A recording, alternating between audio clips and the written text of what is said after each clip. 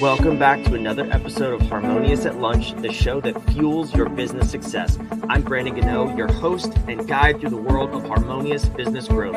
Today, we're unlocking powerful strategies with industry experts to help your business thrive. If you're a business owner, entrepreneur, or executive, you are in the right place. Join me and our incredible guests today on the journey to clarity, growth, and success. It is time to revolutionize your approach to business. Let's dive in with another episode of Harmonious at Lunch.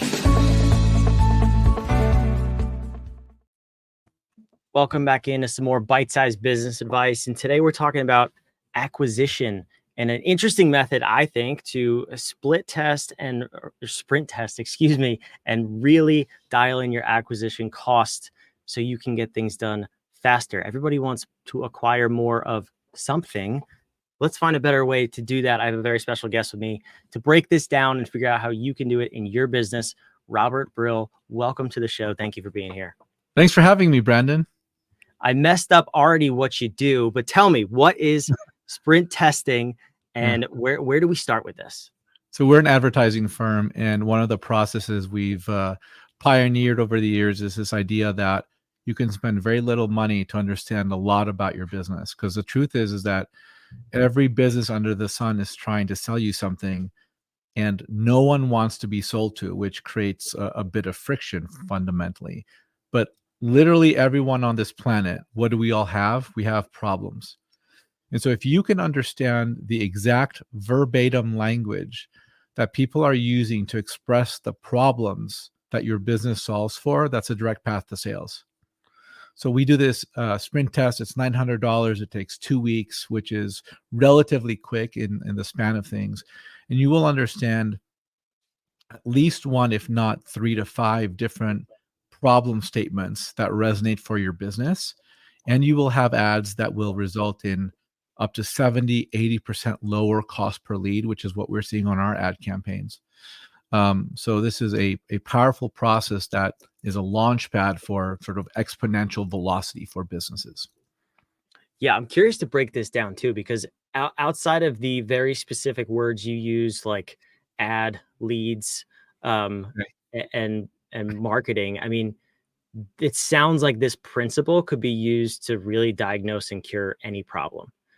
So regardless of if we apply it to our acquisition cost or if we apply it to what we're making for breakfast, this seems like a principle we can expand to grow multiple areas of our business. And I find that fascinating. Is that a true statement though? Yeah, it is. I mean, really fundamentally, you can test anything. What we're doing is taking $25 of ad spend to quickly understand whether or not something resonates with the marketplace. So you can do this for recruitment. We're doing this currently to recruit teachers. You can do this for B2B leads. You can do this if you're selling t-shirts. Because fundamentally, everything that we're doing has this sort of language that will resonate with people. And we don't just make up the language. We go to Reddit, we go to X, we go to very niche forums, we go to AI. We want to, most businesses understand conceptually the problems that they solve for. We want to go a step further and understand the verbatim language. And when you get that authenticity out of that language, it really makes a huge difference in the engagement you get, and that engagement drives lower ad costs. That then drives your ads being delivered to more people, which drives lower lead generation or customer acquisition costs. Mm-hmm. Yeah, that makes a lot of sense. So, okay, let's pretend we're right at the beginning. I'm coming to you. I want to sprint test. I want to figure something out. Where do you start in that process? We have a 1 hour discussion where we go deep to understand who your customers are, why they're buying from you, what marketing has been successful or not successful for you in the past. Then we're going to do research. And the research is comprised of listening to sales calls if you have them, or going to Reddit, X, AI, niche forums. We're going to grab, when people are complaining about something, we want to look for those complaints, because in that you have the gold. Then what we're going to do is create 30 different problem statements. And in those 30 different problem statements, we're going to run ads with our methodology on Meta. Now, I just want to annotate something here. Your audience might be on LinkedIn, but the value in Meta is that it's a very low cost, relatively speaking, low cost platform to test. And then when you have your winning ads, your winning messages or problem statements, then you spend thousands or tens of thousands or hundreds of thousands on LinkedIn ads, because now you're spending ads, you're running the most effective ads that you have. So you do these tests, you have these problem statements. Let's say you have 3 to 5 winners. Then we're going to craft solution statements. For the problem that won, what is a solution that gets people interested in your product or service? We do sprint testing on those. And then we're going to take your images. You might have images, you might have video, and we're going to do the sprint testing on those. So this fundamental idea is that you're starting on each sprint test, by the way, is $25. So we're testing a total of 60 different elements, 6 different sprint tests. And at the end of this 2-week period, you're going to have one ad at least that is highly resonant to your customers. And that's the process. Now, if you want to continue, then you continue running sprint tests, you continue running ads to validate that that actual message is the most effective at generating leads or acquiring customers. And once it's validated over the next 2-3 weeks, then you start spending a ton of money to create velocity for your business to acquire more leads or more sales. That's a fascinating process. Is there ever a point where this is going to sound like a stupid question? I already think it's stupid just thinking about it, but too much is too much. Like, I mean, you can sprint test to death technically, but how do you know when to stop?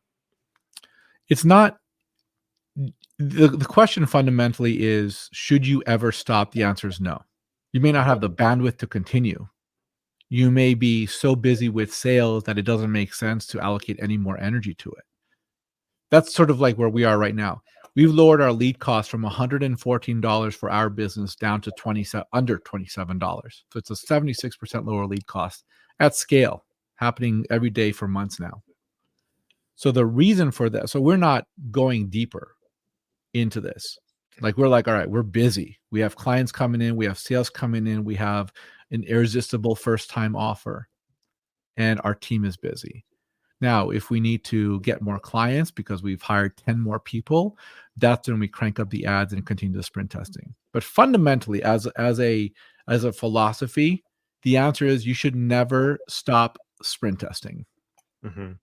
Yeah, that makes complete sense. And like you're saying, well, you should hire your own company, because if you want to get it lower than 20, I'm just kidding.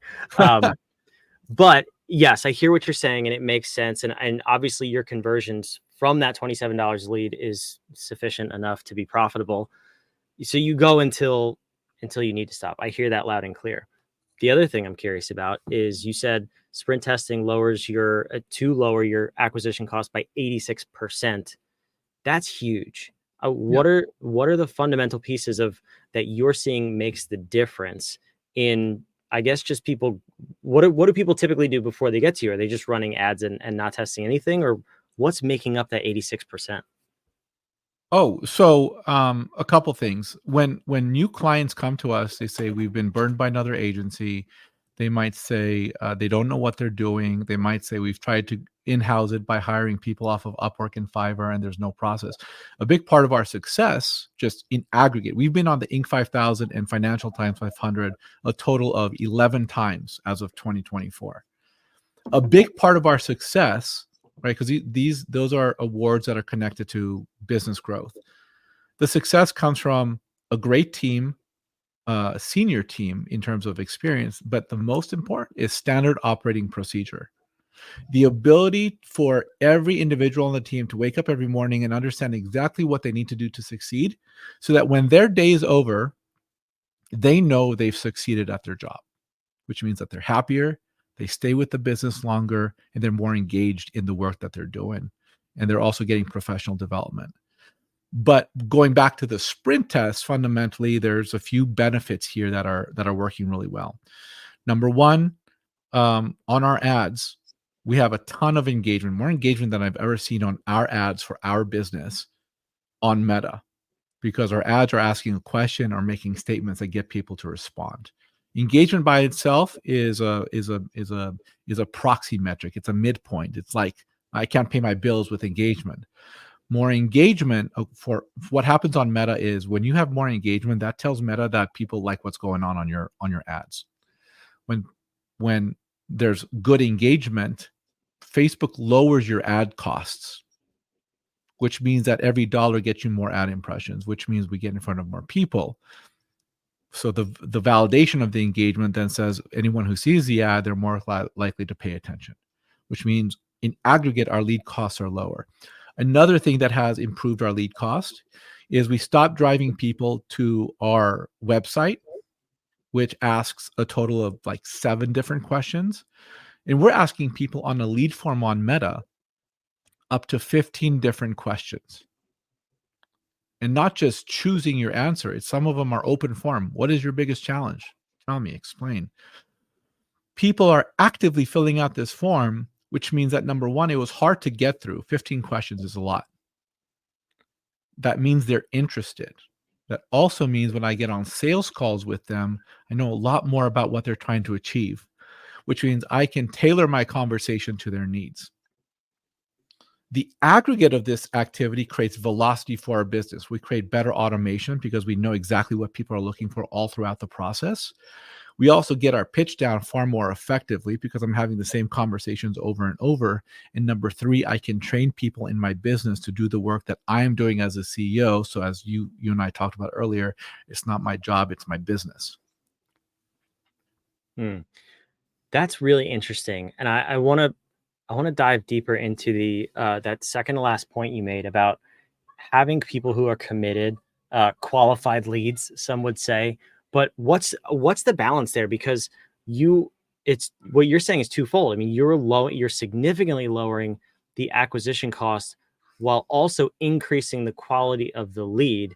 And Yes. I think that sounds like a very hard balance because you do want the ad cost as low as possible, but at the same time, if you know you're going to make more because they're better leads, how do you help your clients determine what's a good sweet spot for that? So for our clients, what we say is, it doesn't matter to me what your competitors are doing. It doesn't matter to me the lead cost you got in 2021. None of that matters. What matters to me is 2 things. Number 1, what does the marketplace allow today for your cost per lead? And number 2, what does the marketplace actually respond to? So when we run an ad or an ad campaign for a client, we are tuning for those 2 points. Whatever you're doing, there's a baseline. Your own, like my philosophy sort of in life, which is easier said than done. I want to compete with myself. I'm not competing with the next business over. I'm not competing with an executive who's, who may have like 5 boats or whatever. What I'm competing with is, am I doing better today in my head, in my soul, in my happiness than I did yesterday, a week ago, a year ago, a decade ago, right? I'm competing with myself. So that philosophy extends into a client. What are you doing today? How can you improve on it tomorrow? And we're looking for that 1% incremental improvement, because that's massive improvement. That's 3,700% improvement over the course of a year. So we start with a baseline. What is your lead acquisition cost or your customer acquisition cost for e-commerce, let's say, today? What do you want it to be? I want it to be half.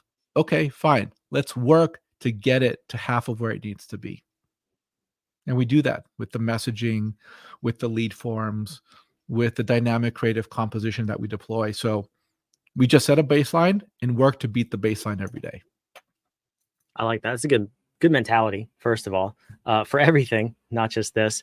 But the other question that comes up is for people who are hearing this and like, oh, this actually sounds like it could work for my business.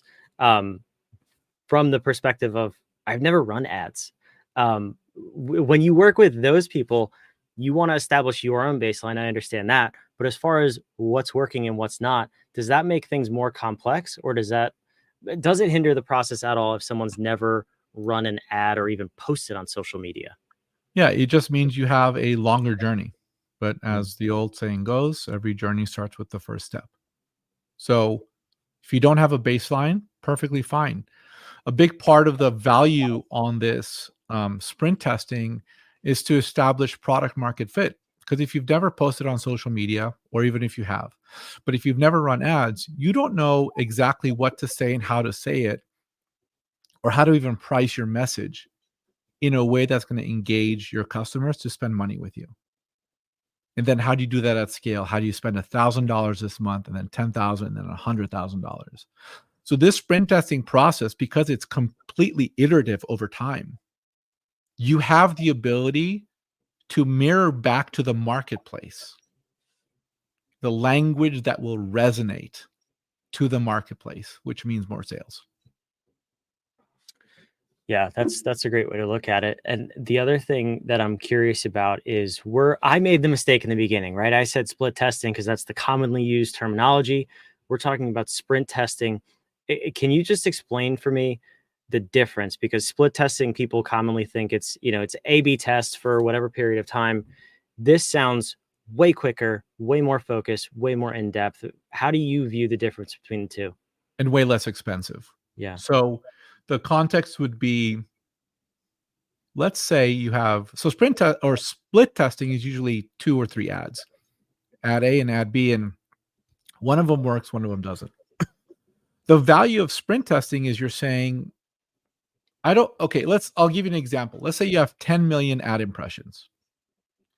If you have 10 million ad impressions, the question is, and let's say you have 10 ads, each ad gets 1 million ad impressions. Cool. What you're going to end up finding is that 1 or 2 ads are your best ads, but you only spent 2 million impressions on those ads, with and 8 million impressions on the bad ads.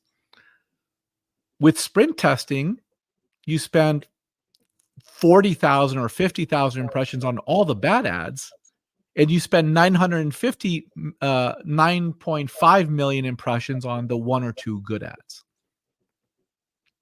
So you're already a step ahead because you're giving the marketplace the absolute best ad creative that you have at the moment. And it's cheaper, right? Because you're doing this in $25 increments. I don't want to spend thousands of dollars to learn that something isn't good.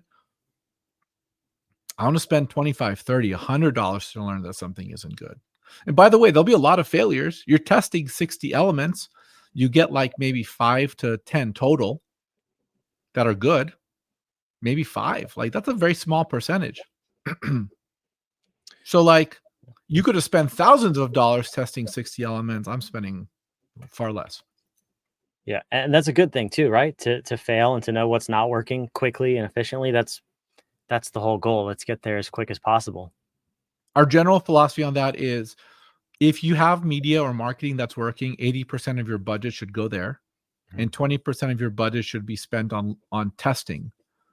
Test the losers, filter out all the losers, grab the winners, have them compete with the best ads you have. And when you realize that it makes no sense whatsoever to keep running those other ads that you've been running, that's when you've proven that the sprint test winners now can compete for larger chunks of the budget. And that's how you iterate over time. I love it. Yeah. Like I said, I mean, this is that you can expand these principles to any area of your business, whether it's, you said the magic word, SOPs. It's obviously near and dear to my heart, but testing things quickly and efficiently I love the principles you're talking about here. They can build to become something really, really great within your business. So, Robert, this is a fascinating conversation. If someone wants to learn more about sprint testing and how they can turn that $900 into rock solid ads, where do they go? Yeah. Brill Media is our site, brillmedia.co. You can also email me, robert@brillmedia.co, or send us an email or connect with us on LinkedIn as well. We're everywhere. Awesome. I love it. I appreciate it. And I love to end these episodes with a question. We believe at What If powerful questions get powerful answers. I'm curious, and you go through this process, you're obviously asking questions all throughout about what's working, what's not, why, and what can we do differently. For someone listening to this episode, what's the powerful question they can ask themselves if they're hearing about sprint testing for the first time in order to approach their ads and their acquisitions in a much more efficient way? What are the problems your customers are facing?